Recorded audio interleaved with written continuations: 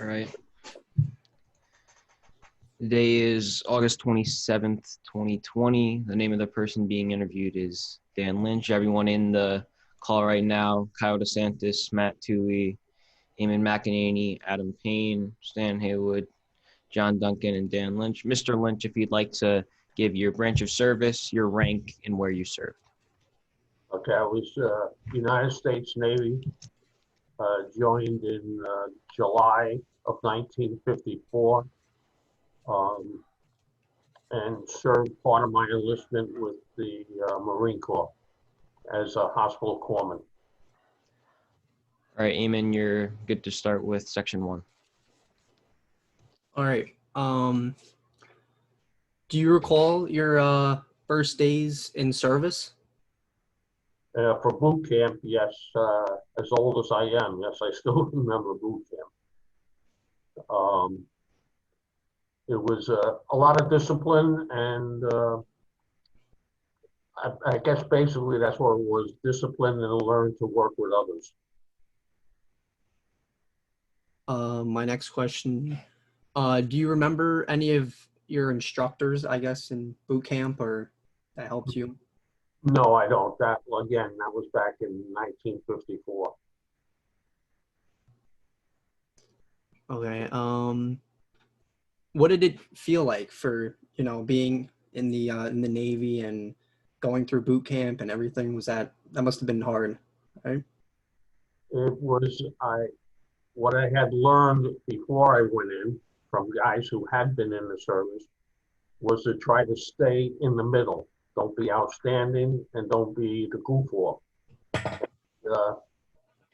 That's basically where I stayed, like in the middle. I didn't call attention to myself, so it wasn't that bad.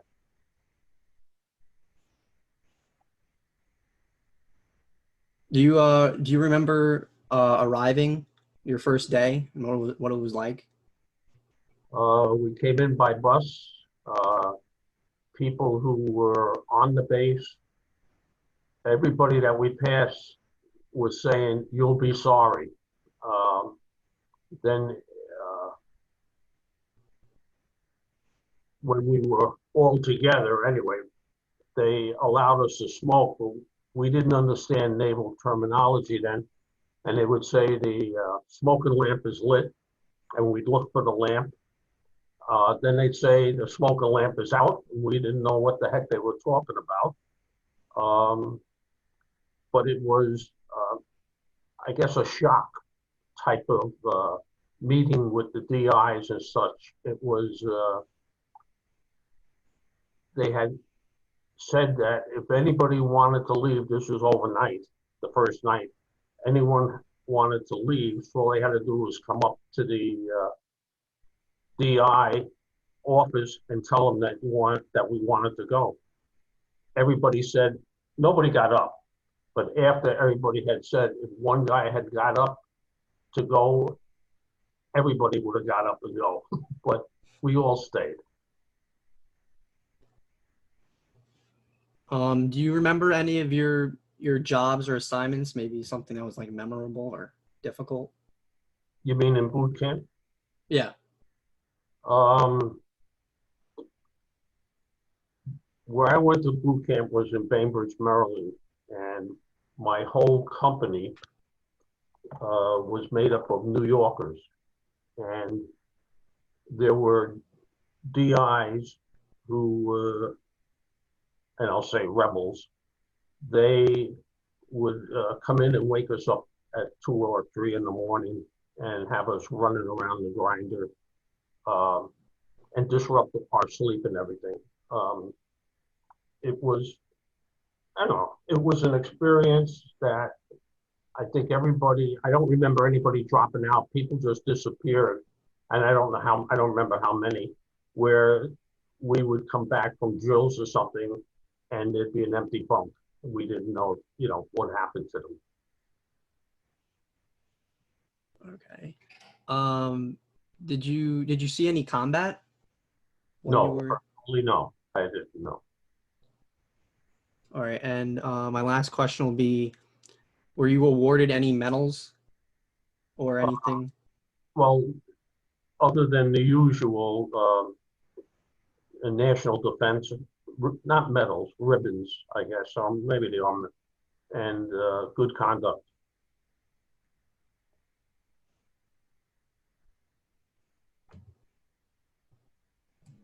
All right, Matt, you're good to go ahead with All section right. 3. So my first question is, how did you stay in touch with your family? I'm sorry, how did I want? Stay in touch with your family? We were told to write a note when we got there that we had gotten there safe. And I don't remember, I know there were contacts before, but it was strictly mail. There was no telephones.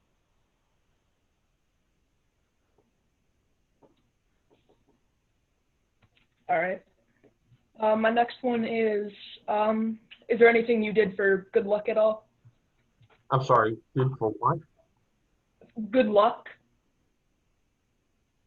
I don't understand what you mean, I'm sorry.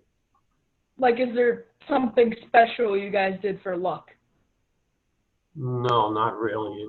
Again, we really stuck together because we're all from New York, and we felt that the rest of the base was primarily Southerners, and we just stuck together as a group. All right. How did people entertain themselves? That I don't remember because they kept us going from sunrise to sunset, and I don't remember any entertainment. There were no radios or anything, or TVs or anything like that. They kept us busy all the time. All right. Do you recall the day your service ended? I'm sorry, the day I what? Your service ended? I had 2 enlistments. My first enlistment ended on June the 6th, 1958. And then my second enlistment ended on December 29th in 1959.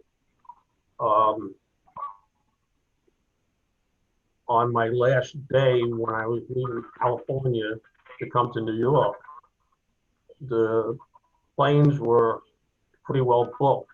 And the gentleman behind the counter, who was also an ex-serviceman, told me to wait a minute. And he went, anyway, they went out. And he said to me as we're walking out to the plane, he said, just don't look at anybody, look down and look sorrowful. I had no idea what that meant. But what they did was they bumped a passenger, I found out later. They bumped the passenger so that I could get on the plane and get home. That was, I remember that.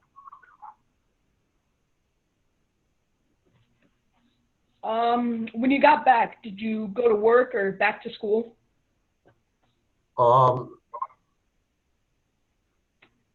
When we got back, well, for most of the, about 5 guys from my neighborhood, we all went into the service at the same time. So when we got out, we went down to Jersey Shore and we partied down there for the summer months, and then we went out looking for work after that. And back in those days, they had what they call muster and out pay, and they gave us $300. And I think that the reason they gave us the $300 was so that we wouldn't look for work. That's all my questions. Thank you. Thank you. All right, so I'm going to work on wrapping everything up. Did your military experience influence your thinking about war or about the military in general? It showed me that, and had taught me that the military, I think everybody should experience it. It's, again, a discipline. You learn how to deal with other people. And I don't know, I just think it was the most important part of my whole life. And I want to go maybe a bit deeper on that. How, in what ways did your service or experiences affect your life? All right, when I went in the service, I had quit high school. I went in at 17. Um, while in the service, I got my GTC, I guess, or I forget what they call it, but it was the equivalence diploma. And from that, eventually ended up going to college and getting my bachelor's of science. Um, and that was also due to the GI Bill of Rights, which gave me my education. I was able to go to college. And that's about it, I guess. The, yeah. I know that we might want to leave a little bit of space just for the idea of, are there any stories of your time in the service that really give an example of your experience, or things that would be, you think, memorable or useful for someone listening to this recording that would help them to understand what your experience in the military was in the 1950s? Again, the only thing I really can pull from this is that it taught me that I was smarter than what I thought I was. It showed me when I went to hospital corps school, I didn't want to go there. I didn't want to be a medic, all right? But I ended up on the upper end of the class, and that's what also enticed me to go to college.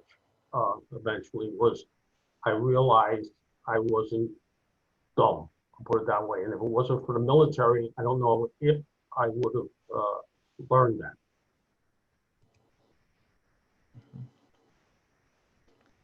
That's about it.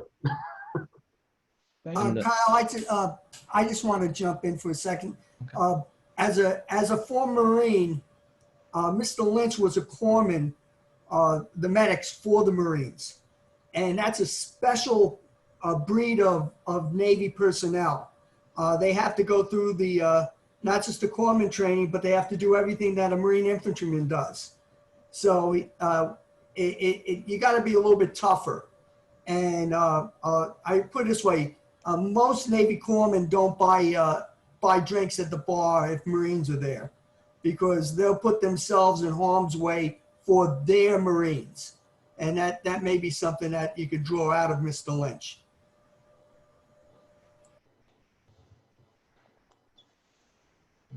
Mm-hmm.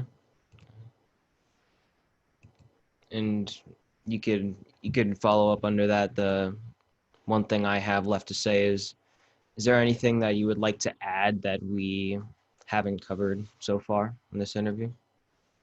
No, I honestly, I don't think so. Again, it was very important in my life. That's about it. Thank you again for helping me out in my project and taking time to answer some of our questions and talk about your service. Thank you very much.